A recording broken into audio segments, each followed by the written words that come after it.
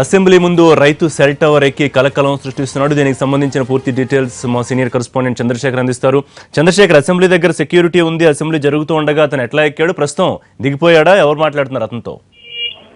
ఋషి, అసెంబ్లీ ఎదురుగా ఆకాశవాణి కేంద్రం ఉంది. ఆకాశవాణి కేంద్రంలో ఈ టీవీ టవర్ ఒకటి ఉంది. దాని మీద ఒక వ్యక్తి అయితే ఎక్కి జై తెలంగాణ నినాదాలు మాత్రం గట్టిగా వినిపిస్తున్నారు. అతను మాట్లాడుతున్నాడు కానీ ఇక్కడ అతను పైకి ఎక్కడం తోటి ఈ రోడ్డు మీద వెళ్లే వాహనదారులందరూ కూడా అతను చూడటానికి స్లోగా వెళ్ళడం తోటి ట్రాఫిక్ కూడా రెండు వైపులా, ఇటు లగిడి కప్పులకు వెళ్లే వైపు, ఇటు నాంపల్లి వెళ్లే రోడ్లు రెండు వైపులా కూడా భారీ ఎత్తున ట్రాఫిక్ కూడా స్తంభించింది. వాహనాలలో వెళ్లే వాళ్ళందరూ కూడా ఆగి అతను చూస్తా ఉన్నారు. అలాగే అసెంబ్లీ బందోబస్తుకు వచ్చిన వాళ్ళు, అసెంబ్లీ బయట ఉన్న వాళ్ళందరూ కూడా మొత్తం ఈ సెల్ టవర్ వైపు చూస్తూ ఉండటంతో చాలా గందరగోళం వస్తుంది. అతను ఏం చెప్తున్నాడో, అతని డిమాండ్లు ఏమిటో అర్థం కాకుండా ఉంది. జై తెలంగాణ అనే నినాదాలు మాత్రం చేస్తున్నాడు. చూస్తుంటే అతని వయసు దాదాపు 40 సంవత్సరాలుగా కనిపిస్తా ఉంది. Grey colour pant, green shirt వేసుకున్నాడు.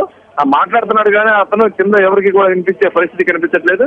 మొదట రెండో స్టేజీ వరకు ఎక్కిన అతను తర్వాత అక్కడి నుంచి కిందకి దిగొచ్చారు. అక్కడి నుంచి మాట్లాడుతూ ఉన్నాడు. అతని డిమాండ్ కూడా వినపట్లేదు. పైనుంచి ఏదైనా పేపర్ ఉందని అడిగితే తన దగ్గర ఏమీ లేదు, నేను చెప్పేదే నా డిమాండ్లు అని అంటున్నాడు. కానీ అవేది కూడా ఇక్కడ ఈ వాహనాల శబ్దంలో వినిపించడం లేదు. మొత్తానికైతే లోపల రైతు సమస్యల మీద అసెంబ్లీలో వాడివాడిగా చర్చ జరుగుతున్న తరుణంలో ఇతను పైకి ఎక్కడం చూస్తా ఉంటే ఇదే అంశాల మీద లేకపోతే ఇంకేదైనా డిమాండ్ చేస్తున్నాడు అనేది అర్థం కావట్లేదు. పోలీసులు కూడా మొత్తం చుట్టూ మోహరించారు. అతనితో మాట్లాడడానికి ప్రయత్నాలు చేస్తా ఉన్నారు. ఏంటి డిమాండ్లు, ఏ ఊరు నీదని అడిగే ప్రయత్నం చేస్తున్నా అతను చెప్పేది ఎవరికి వినపట్లేదు. పైకి మాత్రం ఎవరిని రావద్దని సైకిల్ చేస్తా ఉన్నాడు. పైకి వస్తే మాత్రం నేను కిందకు దూకుతానని చెబుతున్నతో పోలీసులు కూడా అక్కడికి వెళ్లే ప్రయత్నం చేయట్లేదు. అడిషనల్ డీసీపీ అయితే అక్కడికి చేరుకొని పరిస్థితిని సమీక్షిస్తున్నారు. పోలీసు అధికారులు, ఉన్నతాధికారులు కూడా ఈ విషయం మీద అప్రమత్తమయ్యారు. అసెంబ్లీ జరుగుతుంది, ఎదురుగా సీఎం ఉన్నారు, మంత్రులు ఉన్నారు, మొత్తం ప్రతిపక్షాలన్నీ ఇక్కడ ఉన్నాయి. ఈ సమయంలో ఇలాంటి పరిస్థితి తలెత్తడం పోలీసులు కొద్దిగా ఇబ్బందికరంగానే పరిణమించింది. గతంలో తెలంగాణ ఉద్యమం జరుగుతున్న సమయంలో కూడా కొంతమంది ఇదే టవర్ ఎక్కి తెలంగాణకు అనుకూలంగా తెలంగాణ కావాలని నినాదాలు చేసిన సందర్భాలు ఉన్నాయి. అప్పట్లోనే సెక్యూరిటీ టైట్ గా ఉన్న సమయంలోనే ఇలాంటి ప్రయత్నాలు జరిగాయి. ఇప్పుడు సెక్యూరిటీ కాస్త రిలాక్స్డ్ గా ఉంది. ఎక్కువ బందోబస్తు కూడా లేని పరిస్థితి అసెంబ్లీకి తక్కువగా ఉంది. ఇక అటువైపు రోడ్డుకి ఎదురుగా అసెంబ్లీకి ఆపోజిట్ లో ఉన్న ఈ ఆకాశవాణి కేంద్రానికి అయితే ఎక్కువ బందోబస్తు కూడా లేదు. అతను ఎలా చేరాడు, ఏంటి డిమాండ్లు అనేవి మాత్రం అర్థం కావట్లేదు ఋషి. అది తెలియగానే మళ్ళీ ఒకసారి చర్చలోకి వచ్చేద్దాం. అతనైతే నిరంతరం మాట్లాడుతూనే ఉన్నాడు పైనుంచి. Right Chandrashekar, thank you. అలాగే దీనికి సంబంధించి మరింత డీటెయిల్స్ మా crime news bureau chief Ramesh Vaitla అందిస్తారు.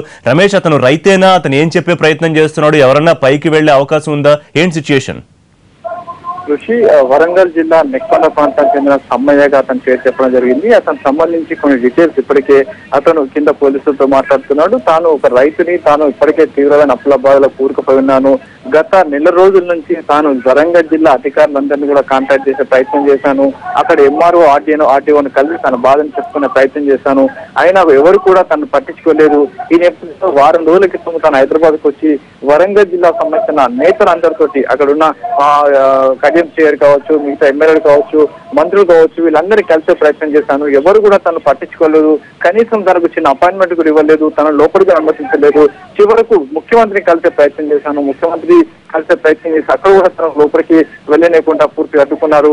ఈ బాధ భరించలేక తాను ఆత్మహత్య చేసుకుంటానని చెప్పి చేసుకోవడానికి నిశ్చయమైనాను. అందుకోసమే తాను ఇక్కడ టీవీ టవర్ ఎక్కానని చెప్పి ఆ సమ్మయ్య చెప్తున్నాడు. సమ్మయ్య వరంగల్ జిల్లా నెక్కొండకు చెందిన వాడిగా చెప్తున్నాడు. అంతేకాకుండా నెక్కొండకు సమీప ప్రాంతంలో అతని గ్రామం అని చెప్తున్నాడు. తన తండ్రి వారసత్వంగా ఇచ్చిన ఆ పొలాన్ని తాను ఇప్పటికీ దున్ని శుద్ధి చేస్తున్నాను. అదే పొలం మీద తన కుటుంబం బతుకుతుంది.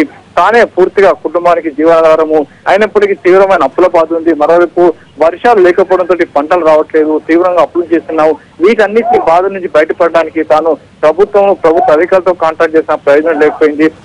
తనకు ఖచ్చితమైన ఒక హామీ రావాలి. స్వయంగా అటెండ్ చేరి వచ్చి తన బాధ వింటే గానీ తన కింది దిగినని పైన టీవీ టవర్ పైన ఎక్కి మొరాయించుకొని కూర్చున్నాడు. అయితే పోలీసులు అతన్ని ఆ పైకి నుంచి కిందికి దించే ప్రయత్నం చేస్తున్నారు. అంతేకాకుండా అతనితో మాట్లాడి అతన్ని ఆ ముఖ్యమంత్రి దగ్గర కావచ్చు, కడియం వద్దకు తీసుకెళ్లి ప్రయత్నం చేస్తామని పోలీసులు చెప్తున్నారు.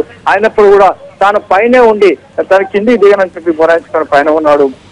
ఋషి, రైట్ రమేష్, థ్యాంక్ యూ. మొత్తం మీద కొంత టెన్షన్ వాతావరణమే పోలీసుల విషయానికి వస్తే అక్కడ అసెంబ్లీ జరుగుతోంది. ముఖ్యమంత్రి, మంత్రులతో పాటు ప్రతిపక్షాలు, అలాగే ఒక సీరియస్ వాతావరణం కనిపిస్తోంది. అతన్ని కిందకి దించడానికి ప్రస్తుతం పోలీస్ ఆఫీసర్స్ మాట్లాడుతున్నారు. కొద్దిసేపట్లో మిగతా అప్డేట్స్ దానికి సంబంధించి చూద్దాం. ఇక